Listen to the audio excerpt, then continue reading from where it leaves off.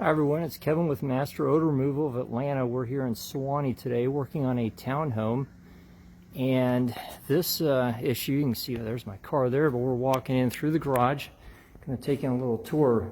This is a rental townhome, 3 levels, very nice. But the issue is the previous tenants were using curry to cook a lot of things, so we are just starting the treatment now. But what we're going to do, it's mainly coming from the kitchen. This is where it all starts, is right here at the stove, but it just permeates all throughout the living space. There's a second floor that goes up as well. You can kind of see the stairs there.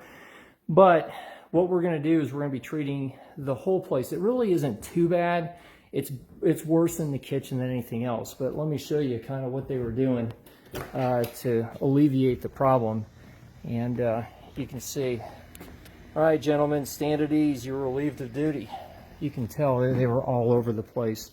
But what we're going to do is we're going to be using our patent pending step 2 process to treat this. And I just want to kind of show you up here on top of the cabinets. This is where it goes. I already wrote a little message there, but this is just filled with the curry oil. And it goes all the way down here. It's on top of the cabinets. It's also going to be underneath the cabinets. It's also in the vent system, obviously when they were using the stove. But backsplash, everything. It just gets into everything. But what happens is it vaporizes as well.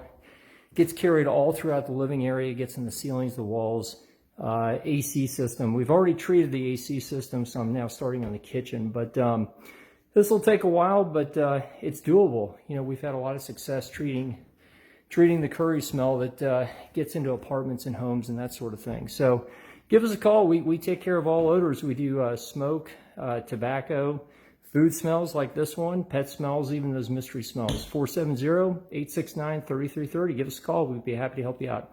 Have a great day.